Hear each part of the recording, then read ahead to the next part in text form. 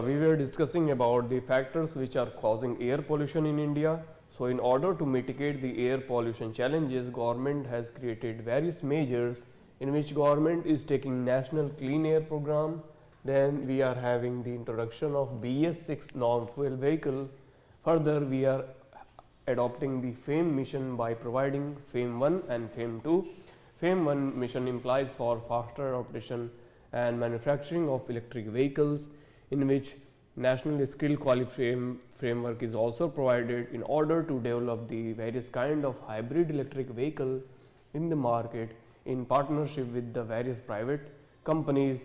And in FAME 2 mission, the policy is also boosted to promote the four-wheelers as well as the motor vehicles which are having the running capacity on the road. Further, battery charging facility as well as battery swapping facility is also provided for the electric vehicle. Then we are having the odd even as emergency measures for the curbing of pollution, for faster checking of pollution, construction of eastern and western peripheral expressway, and SUFFER application, etc. SUFFER, and there is NAQI, National Air Quality Index, which look into the air pollution measures under various measures of climate change protection. Further, National Clean Air Program takes the target of 5-year action plan which curbs the air pollution and build a pan-India air quality monitoring network and improve citizen awareness. Then the program aims for city-specific action and reduces PM 2.5 level by 2030, and compared to 2017 existing policies and programs including the National Action Plan on Climate Change NAPCC, an initiative of electric vehicles and smart city mission. Thus, these are the plans which are taken by Government of India in Delhi and other cities in order to curb the rising air pollution scenario. So we must discuss, and you must remember it for your main point of view, because prelims they are also asking this thing because of UN SDG goal number 13 and UN SDG goal 5 and 6. So now next news which makes is National Dolphin Research Center NDRC. India is Asia's first National Dolphin Research Center is upcoming in premises of Patna University, Bihar. And further to develop the dolphin, we are having the Dolphin project in the bank of Ganga river in Bihar and in area of Bhagalpur. So Bhagalpur area we are having the dolphin conservation parks. So you see the map of India is like this, and there is river Ganga, there is Bihar, and at the area of Bhagalpur region we have dolphin conservation area. Remember this fact for your prelims as well as mains point of view, friends. Now next thing is National Mission for Clean Ganga was adopted and implemented by protecting the river dolphin conservation action plan 2010 and 2020. 2010 से 2020 तक के बीच जो भी dolphins होंगी उनको बचाव किया जाएगा. Then Project Dolphin announced 2020 has been researched along lines of Project Tiger. जैसे हमने बाघों के संरक्षण के लिए प्रोजेक्ट टाइगर लाया था, वैसे ही in order to protect dolphin we are having Project Tiger, and it will implemented by Ministry of Environment, Forest and Climate Change, noted down. Then also for use of modern technology, especially the anti-poaching activity, it will engage fishermen and other river ocean development population which will strive for improvement in livelihood of the local communities. Now status of Ganga dolphin. So Wildlife Protection Act 1972 provides Schedule 1 animal as a endangered animal. So dolphin is treated as endangered animal under IUCN, and Schedule 1 animal of Wildlife Protection Act, for which hunting and killing of such animal will be an cognizable offence and person will put behind the bar if he is killing or threatening the Schedule 1 animal under Wildlife Protection Act of 1972. Remember this fact. Then threats faced by the dolphins are poaching of dolphin oil used as a fish extracted, then habitat destruction due to development projects construction, barrage dams, water pollution, industrial effluents and municipal sewage, non-selection of fishing gear, then unintentional killing through entanglement and fishing gear, and killing of dolphin, fragmenting population created by dams and barrages having degraded downstream habitat, impoundments with high sedimentation. These are all threats to the dolphins. Remember this for your prelims point of view. Now next part is social issues of internal migration. So in the COVID pandemic scenario, friends, we found that as the lockdown was announced by the government, there was so much people running across the cities, going from one city to the village, one cities to another, and that leads to huge challenge of the migrant population. So every year we see that NSSO data that various people migrate from UP, Bihar, Odisha, Rajasthan in the metropolitan cities in order to get the job opportunities which they lack in the rural areas. So that was a big issue in the pandemic situation, which Apex Court took the suo motu cognizance of the plight of migrant worker at the height of the exodus last year.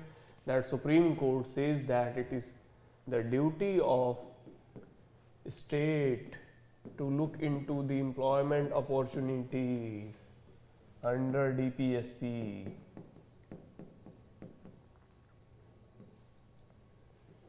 And have the second way fallout direction. So it provides one nation, one ration card scheme.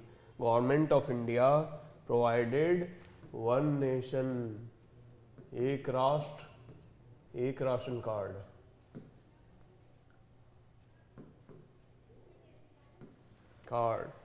And for the migrant workers by July 31st, 2021.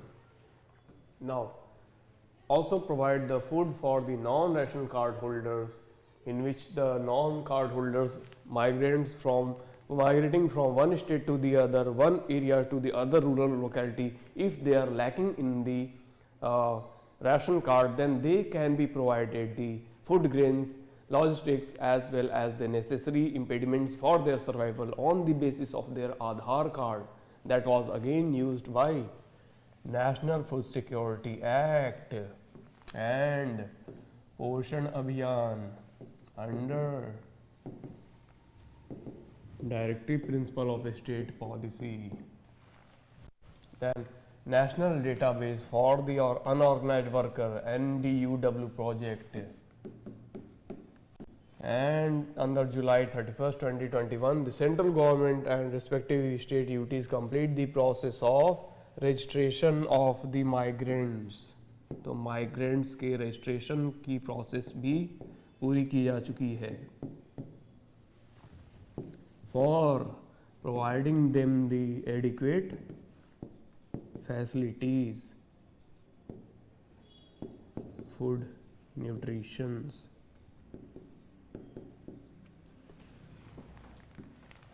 Now, next part is the internal migration, which is defined as the usual residence within the country for which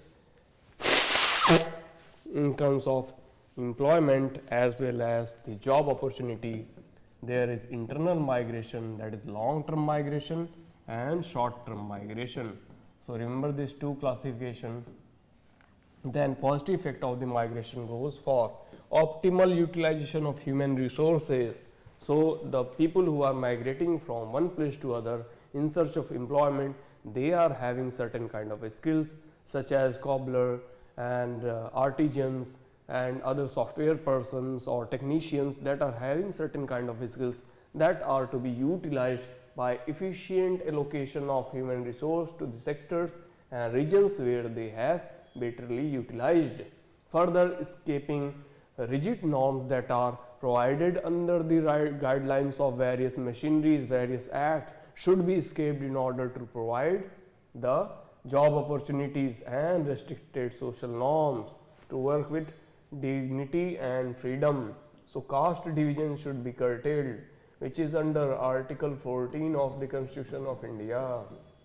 Further, women empowerment left behind. Women enjoy empowerment effects through increased interaction in society, including their participation of workers and decision makers of households. Further, social remittances are provided migrants to back the source area of a variety of skills, innovation and knowledge known as social remittances, including the change in taste, perceptions and attitude towards the migrant population by increasing knowledge and awareness of the people who are coming from one state to the other in search of job, opportunities, livelihood and other facilities for their family, for their children, and to upbring the mobility in the society. So, it is also a factor of social mobility.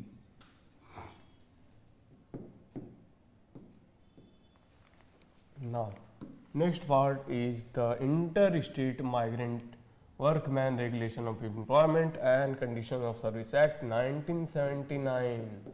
So, migrant workers के better functioning के लिए there was a act which brought up in 1979 applies only to the migrants crossing state boundaries, in which the migrants coming from one state to the other by crossing the state boundaries are applicable under this act.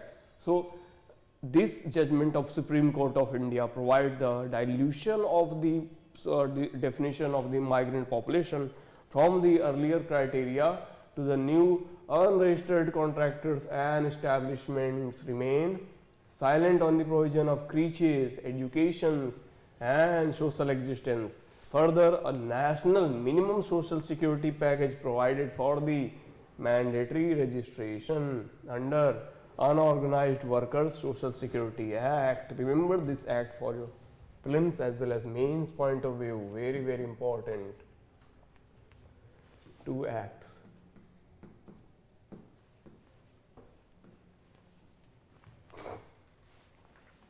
Next part is the road ahead in order to coherent legal and policy framework for the migrants.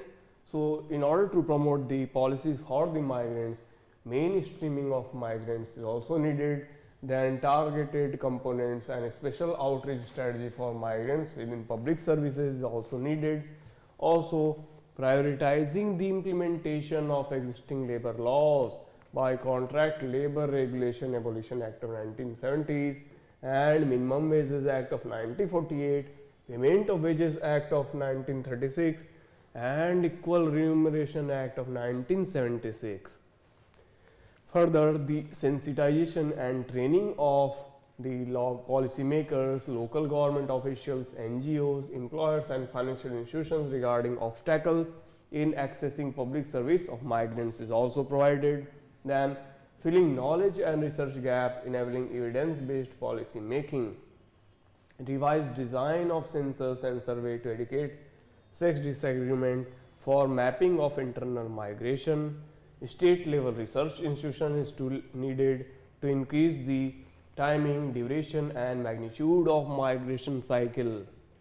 Further, improvement in institutional preference chances and capacity building of Panchayati Raj institutions की बात हो रही है. Then, establishing migrant labor cells at each level of department to support the labor ministry, create inter-district, interstate coordination committee, jointly for institutional arrangement between the administrative jurisdiction of sending and receiving areas to ensure service delivery.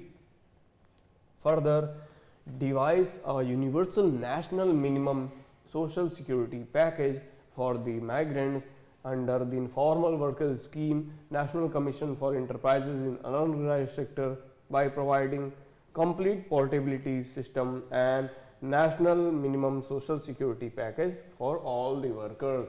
Remember all these points for your prelims as well as mains. How measures taken by government for population control. So India was first country in the world to have launched national program for family planning in 1952. 1952 में आज़ादी के बाद Nehru government under prime minister Jawaharlal Nehru put forth the control of population plan, and under which it gave focused approach to the population stabilization, and in the year 2000 National Commission on Population was formed. Under Indira Gandhi government 1969-1970 we have sterilization mechanism, then family planning and use of pills for controlling the population. Then Mission Parivar Vikas has been introduced by substantially increasing the funds and functions of the contraceptives and family planning services in 146 high fertility district of 7 high focus states. Expanded contraceptive choices for current contraceptive basket has been expanded. Antara programs and Saint Kroman Chaya. Antara program for contraceptive and Saint Chaya program was also launched for women protection and students protection. Then postpartum intrauterine contraceptive devices, PPIUCD incentive for scheme for protection of women on post-delivery system. Reasons for high population growth, part of democratic transition. So democratic transition takes place in India every time, which leads to the development of intra-state migration as well as rise in the population. So rise in population is caused by improvement in hygiene, health, sanitation and population rise method. Also low social economic development in literacy, which leads to UP has 67.68% literacy, which is so poor in comparison of all the data of states in a federal country. So this pathetic state of literacy leads to more people indulge with the sexual activity, more child and no family planning, no use of contraceptive, and irregular sex practices lead to rise in population. UP record average 4 children per couple and has less than 25% of women receiving antenatal care. Then Kerala, almost every person is literate, almost 4% receive having 2 children per couple. So Kerala is relatively quite better population ratio as compared to Uttar Pradesh. Uttar Pradesh is lagging in various perspectives. Then infant mortality rate of infant less than 1 year per 1,000 live births again creates the problem. That figure is less than 32, that is 115 in 1961, and which has lower ratio in 32.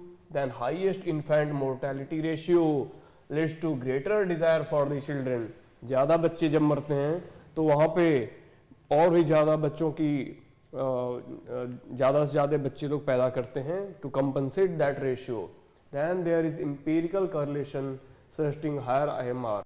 Early marriages provided nearly 27% of women married before attaining 18 years of age not during the marriage, increasing livelihood of the children, also put the women's health at risk. Bal Vivah or early marriage system was also practiced during the pre-independence period. उसके लिए British government ने बहुत सारे कानून लाए. So age of conceiving and having a children is very very important for India's women, because if the age of conceivement is not achieved, then early marriages will lead to more and more childbirth, more burden on the population itself. Then less use of contraceptive is also provided, and 75.4% of marriage men is currently not using the contraceptive as per National Family Health Survey data. Contraceptive की जब हम बात करते हैं तो only 18% of women have final stay in family planning decision, and 75% contraceptive. other socio-economic factors, that is desire for larger family, particularly preference for male child. तो male child के लिए and mostly in patriarchal society in UP and Bihar, people are willing to have more children in order to have a bigger family, domination in the villages and domination in the locality, and praising their self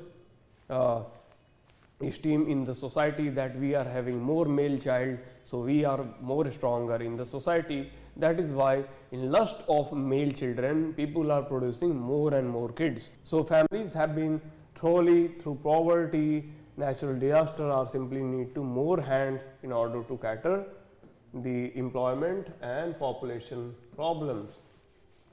Now, trafficking and in Persons Prevention Care and Rehabilitation Bill 2021. So earlier in the pandemic situation in the year 2020, we saw that the trafficking of women and children was increased. So again, social value of increasing prostitution, increasing child labor was at very high peak in the 2020. So government creates a new bill, that is Trafficking in Person Prevention Care and Rehabilitation Bill, and now it becomes an act by being passed in the both houses. So what is human trafficking, friends? It is a trafficking or trade of human body for having the sexual pleasure, for selling their organs and selling their different parts of body in the market in order to get the money and having the benefit by trafficking to exploitators and traders. Now, trafficking by many means such as physical force being used upon the false promises made by traffickers. Then Criminal Law Amendment Act 2013 adds under CRPC 1973 that trafficking is again a crime, and under the Article 23 and 24 Constitution of India prohibits the trafficking and child labor. Now, the highlights of the bill goes for legislation aimed to preventing the childs and women and respecting their rights, or creating supportive legal, economic and social environment for their survival and better dignified life in their schooling age, in their age of marriage and in their age of work. Now, National Investigation and Coordination Agency provides that NIAS as National Investigating and Coordination Agency, and which will look into the every matters of illegal child trafficking and women trafficking. So NIA is a nodal agency. Remember that National Anti-Human Trafficking Committee. This body shall be constituted by the central government for ensuring overall effective provisions for the implementation of this act, and the looking authority will be Secretary of Ministry of Home Affairs, Government of India would be the chairperson. Then similar committee to be created at state and district level. State anti-human trafficking nodal officer shall be appointed to look into such human trafficking, and there will be consent of the victim of exploitation and trafficking will be taken by the court. Then the bill also defines human trafficking as an organized crime with international implications. The draft bill proposes severe punishment for offences classified as aggravated punishment and aggravated crime under Trafficking of Child and Women Protection Bill. Now, next part is the scheme for providing and protecting the children and women for trafficking is Ujjwala scheme. So Ujjwala Yojana के द्वारा Government of India ensures the protection of trafficking and reintegration and reparticipation of victim by providing prevention, rescue, rehabilitation, reintegration and repatriation of victims trafficked for the commercial sexual exploitation, and it is being implemented through non-governmental organizations. Further, anti-human trafficking units by Ministry of Home Affairs under the comprehensive scheme of strengthening law enforcement response in India against trafficking in persons brought in training capacity building. Then human trafficking units for 270 districts in the country has been provided. Anti-trafficking cell is also created, in which the nodal cell set up by Ministry of Home Affairs in 2006 to act as a focal point of communication, various decisions and follow on the actions taken by the state government to combat the crime of human trafficking. Further, the nodal officers of anti-human trafficking units nominated in all the states and union territories periodically for time interval and time and again. Legislative measures are also taken, that is POCSO Act, Prevention of Child from Sexual Offences Act 2012, again prohibit the sexual exploitation of children under the age of 18 years. That again remains a very important legislation for protection of children and women against their sexual exploitation and trafficking. Remember this fact and quote it in writing in your mains answers as well as essay also.